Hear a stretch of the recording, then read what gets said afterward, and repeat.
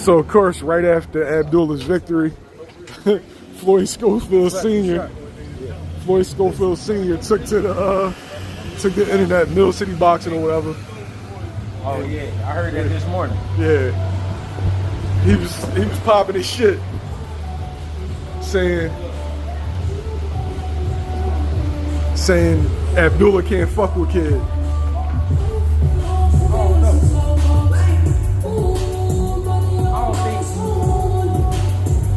I think he just feels some kind of way about Abdullah. The relationship is cool, but it's not cool. It's not cool because they in competition. They at the same weight.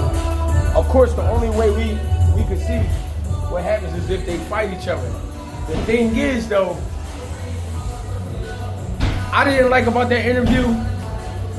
Schofield Sr. was criticizing, right, about Albert Bell not being a puncher. So how much credit can you give him? Tevin Farmer wasn't a puncher. How much credit can you give Kid? You know what I'm saying? And then he raving about the knockout. All right, Tev already had some losses, though. Tev is a guy who's been through some things, a lot. Tev has accomplished a lot, yes, but he's been through a lot. So I feel like he was there for that shot. Albert Bell was a fresh guy, fresh body, a little older, but no losses, and never been through nothing like that in his life. So I just feel like, I don't feel like it was hate, but I feel like it was the type of interview where I'm not going to give him credit neither because we in competition with him. So I'm not about to, you know what I mean, put no type of shine on him. Is that a future, I ain't gonna call it a mega fight, but a future big fight? No, it's a future big fight because these are two guys who are on the trajectory of being the next guys. They the next group. After Shakur and Tank and all of them, and Dev, that's the next group of guys. So you got to give them that credit. You know what I mean? That is a great fight. Yo, I often see dudes shade potential opponents instead of giving them props. It's like you shade them for a year, 2 years, but then after you beat them, you want ultimate credit. Well, you the one that told me that he won this, he won that. Yeah. But they be low key. It's because they don't be thinking about it. A lot of guys speak before they think. So you're not thinking about, damn, I had to face this motherfucker. And if I gun him down and make him look like he not shit, then we beat him. People gonna say, well, you said he wasn't shit anyway. You know what I mean? So they don't be using their heads. At the same time, it look like hate because it don't look like what you saying. You saying is not this and not that, but he's showing different. And that's for both of them. You know what I'm saying? So I think all of that should just be dropped anyway. All that talking crazy talk. Just talk about the sport. But they can't help themselves because at the same time everybody want to go viral. You know, viral is the new drug. I mean, we got motherfuckers out here recording dead bodies so that their page can go viral. You know what I'm saying? People crazy like that. They're not really using their minds. So, you know, whatever happens, but I hope they fight. I hope that's a great fight.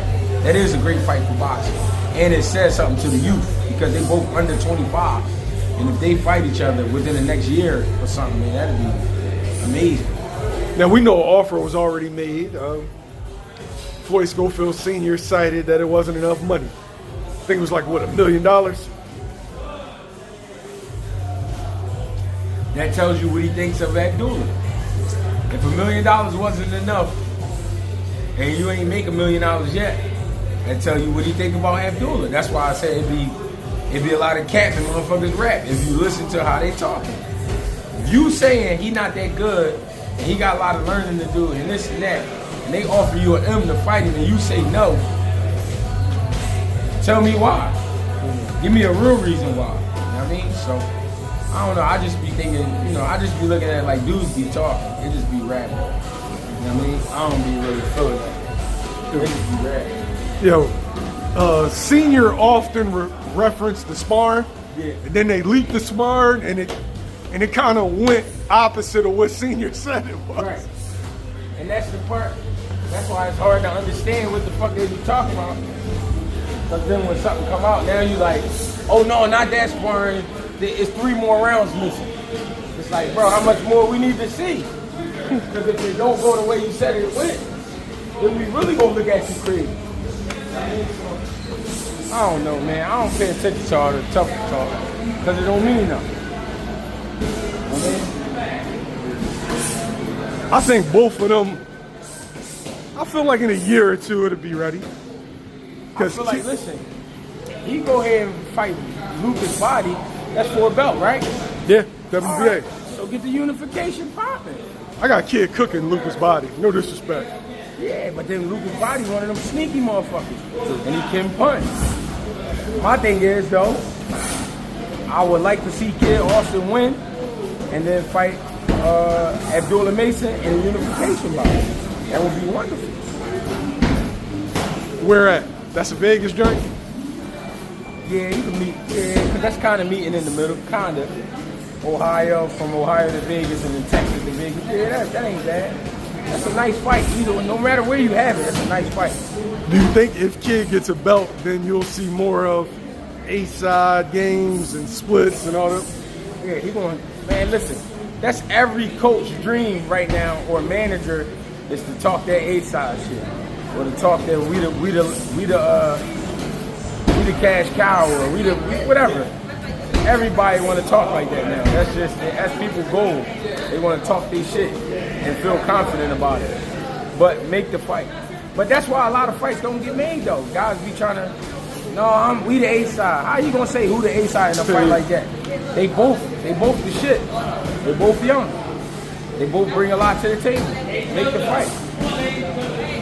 Here with the champ, Abdullah Mason.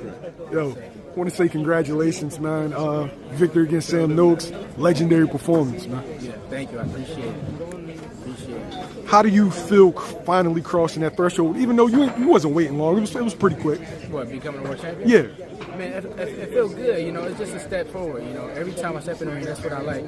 I feel like we making strides. Making those steps, we reaching those next levels, and becoming a world champion just open more doors to me, grabbing more titles. So that's what I want to do. I want to be able to unify those titles. I still feel good for a long time. Probably be undisputed at 135, and move up and do the same thing at 40, and do the same thing at 47. Grade your performance. Like, how do you felt like you did overall? I feel like it was amazing. Nobody else in my division at that time would have fought him the way I fought him and came out on top the way I did. So, it was a great win, and I feel like it was definitely some good experience game. Was that the game plan to back him up, being that he's a come-forward fighter? It was definitely to adjust to whatever. We knew he was a sturdy fighter. We knew I was gonna have to box him, but we also knew that he wasn't gonna stop coming forward. So that was just one of those fights where you got to do what you got to do to come out on top with a win. What do you feel like should be next? I think Joe Cardenas, he's my mandatory. I feel like that'd be a good time to step in there with Joe. And a hometown fight in Cleveland is really what I'm looking forward to. So whoever the opponent is, I can't wait to fight that one. Is that you want to consistently do fights in Cleveland, or do you want to do a fight here and there and bounce around? I mean, whatever comes next, whatever's the best thing, but I definitely got to get that hometown fight in Cleveland. I feel like that should be next. That's what I'm ready for. That's what I'm excited for. That's what everybody who's been watching is excited for. A hometown fight. So, I can't wait for it. I got to ask you, Keyshawn Davis, this is like the second time you had it back and forth. He calls you out for the fight. First time he calls you out, he was actually leaving the division. He already made his mind up. And, now he's saying y'all can possibly fight next. What's your take on the back and forth? Yeah, I don't know. I mean, he calling me out. He at 140 talking about fight next. And, it's a process to this. He knows it's a process to this. I step in there, I collect some more titles. He wanna pull me from 140 and for 135 and make me fight him at 40. Then he wanna move up again. He gonna pull me. He gonna keep saying. He gonna keep moving us, and he looking back, saying what he's saying. So, we gonna catch up to him when that happens. I'm gonna move up to 40. Whatever he got going on, I'm gonna disrupt all that. Do you think he really wants that next, or is it just for promotional purposes? I don't know. If he really wanted it next, he would have been called Jay and asked for that. So I don't know what's going on his side, but I got an appetite for smoke, so I'm ready for it. Do you definitely see that fight being able to occur in the future? For sure, 100%. Anybody in my range, I'm ready to fight him. How does that fight play out? What fight? told me. Him and Keyshawn. Keyshawn get beat down, man. What are you talking about? Pair of lips to say anything, man. It's gonna be like the rest of them. I like that. I like that. Is there any pressure on you now that you're a world champion and looked at as the face of the sport that's going to carry it in the future? Naturally, of course, you make those steps forward. It's always gonna be some pressure to keep doing what you do, and it's a good pressure because I see what goes into it, and I see what I got to do to take that next step and keep making those next steps with each step.